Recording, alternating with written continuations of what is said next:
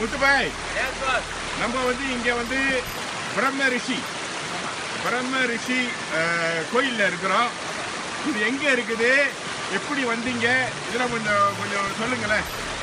கடந்த ஞாயிற்றுக்கிழமை வாக்கிங் சென்றப்ப சரவணன் பூரணி சொன்னாங்க. இதை பற்றி ஒரு இடம் இருக்குது, ஜெண்டபாயிலேருந்து உள்ளுக்கு போனால் ஒரு 18 கிலோமீட்டரு. இந்த மாதிரி பிரம்மா டெம்பிள்னு சொன்னாங்க அவங்க.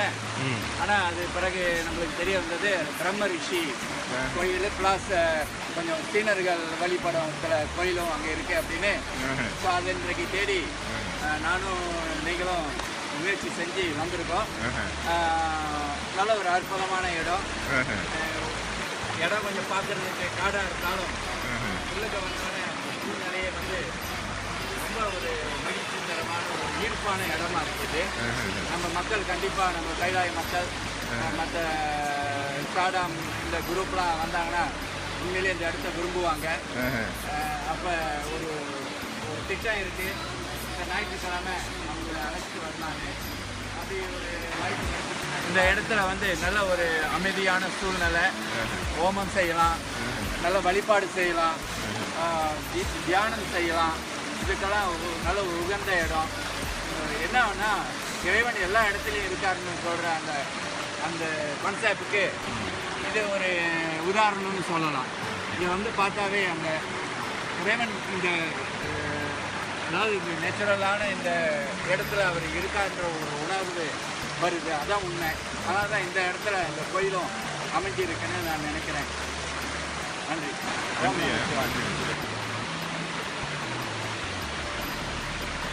வணக்கம் பாஸ். இப்போ நம்ம பிரம்ம ரிஷின்ற இந்த இடத்துக்கு வந்திருக்கோம். இதை பற்றி நீங்கள் உங்களோட கருத்தை கொஞ்சம் இதுங்களை சொல்லுங்களேன். எல்லாத்துக்கும் வணக்கம். நமச்சிவாய வாழ்க, நாதன் தாழ் வாழ்க, இவை பொழுதும் இன்னைக்கு நீங்காதான் தாழ் வாழ்க. பிரம்ம ரிஷி அப்படின்னு சொன்ன உடனே எங்களுக்குலாம் ஒரு ஆர்வம் வந்துருச்சு, நிச்சயமாக வரணும் அப்படின்ட்டு. ஸோ அதனால் வந்து நானும் கைலை முத்துவம் வந்து இங்கே வந்திருக்கிறோம். இங்கே வந்து சேர்றதுக்கு வந்து ஒரு கோலாலம்பூர்லேருந்து நாங்கள் கப்பத்துலேருந்து இங்கே வந்து சேர்றதுக்கு வந்து ஒரு அரை மணி நேரம் ஆச்சு. அப்புறம் இடம் தெரியாதையே வந்து நாங்கள் வெயிட்ஸில் போட்டு அப்படியே வந்துட்டு உள்ளுக்கு வந்து சேர்ந்துட்டோம். அடர்த்தியான காடு, ஒரு சின்ன ஒத்தாடி பாதை தான்.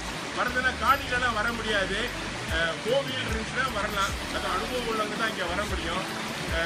ஆரம்பத்துலேருந்து எண்டு வரைக்கும் வர்றதுக்கு வந்து அடுத்த காடாக இருக்கிறதுனால நம்ம ட்ரெக்கிங் வர்றதுக்கே வந்து ரொம்ப ஏதுவாக இருக்கும்.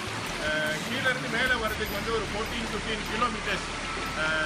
அதான் முத்து சொன்ன மாதிரி எங்களுக்கு ஒரு திட்டம் இருக்குது, ஆனால் எப்போ வருவோன்னு தெரியல. அது ஏற்பாடு பண்ணி தான் இங்கே வர முடியும். ஏன்னா இங்கே வந்து வசதி எல்லாம் இருக்குது, ஆனால் யாரும் வந்து இங்கே பார்த்துக்கிறதுக்கு ஆள் இல்லை. ஆனால் நம்ம கைலை மக்கள் அப்புறம் ஜெகநாத் சேவை மையத்தோட அன்பர்கள்லாம் வந்து இங்கே வந்து ஒரு ஃபுல் நாள் வந்து இங்கே யாகம் நடத்தி சத்சங் வச்சு போகிறதுக்கு வந்து ரொம்ப ஏதுவாக இருக்கும். எல்லாத்துக்கும் இந்த இடம் ரொம்ப பிடிச்சிருக்கோம். இங்கே வந்து நீங்கள் வந்த உடனே வந்து ஒரு அமைதியான சூழ்நிலை. நீங்கள் தியானம் பண்ணுறதுக்கு வந்து ரொம்ப உகர்ந்த இடம் இது. ஏன்னா வந்த உடனே ஒரு மனசு உள்ளுக்கு வந்து ஒரு அமைதி, ஒரு சாந்தம் இந்த மாதிரி இருக்குது பாருங்க. ஸோ அதனால் வந்து ஒரு தாட்டி வந்துட்டோம். இனிமேல் வந்து அடிக்கடி வரக்கூடிய வாய்ப்பு இருக்குது. ஏற்பாடு பண்ணுவோம். பிரம்ம ரிஷின்னு அப்படின்ட்டு ஒரு சின்ன கோயில் இருக்குது. அது உள்ளுக்கே நம்மளோட சாமி படங்கள்லாம் வச்சுருக்குறாங்க. அதோட சீனர்களோட சாமி இதெல்லாம் வந்து அங்கங்கே வச்சுருக்காங்க. கணேசர் தான் இருக்குது. ஆனால் இந்த இடம் வந்து ரொம்ப அருமையான சூழ்நிலை. நிச்சயமாக எல்லாம் வரணும், வாங்க. நம்ம எல்லாம் வந்து ஆன்மீகத்தில் இங்கேருந்து கொஞ்சம் போவோம். இன்னைக்கு ஓம் நம சிவாய். ஓம் நம சிவாய். ஓகே, இங்கே ஹோமம் வளர்க்குறதுக்கு ரொம்ப வசதியெல்லாம் இருக்குது. முத்துபாய் சொல்லுங்கப்பா, அது எப்படி இந்த வசதி, இந்த ஹோமம் இதெல்லாம் நம்ம வளர்க்கலாமா? நம்ம தரங்க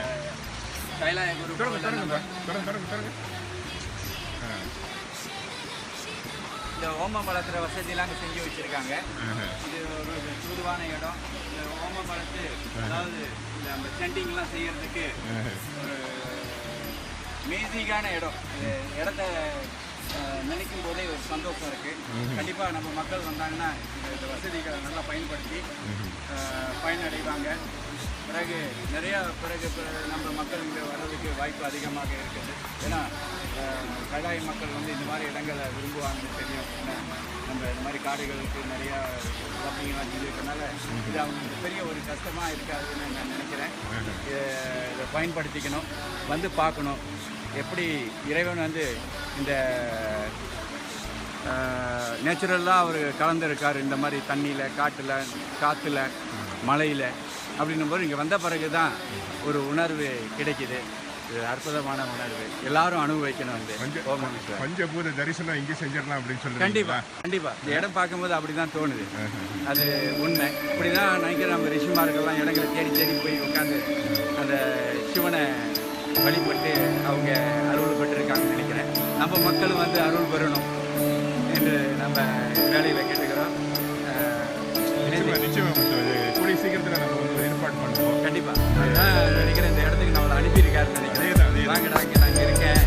எல்லா இடத்துக்கும் நம்ம போகிறது இல்லை பாருங்க. ஒரு தண்ணி யாராச்சும் சொல்லி நம்ம மனசு உள்ளுக்கு ஆர்வம் பட்டுருச்சுன்னா டக்குன்னு நம்ம பிடிச்சிக்குவோம் பாருங்க. ஸோ அருமையான சூழ்நிலை. யாருமே இல்லை இங்கே, ஒரு ஆள் கூட இங்கே இல்லை. வருஷத்துல கொஞ்சம் பயம் இருந்துச்சுன்னா தெளிஞ்சு போச்சு. கடவுள் இருக்கிறாரு.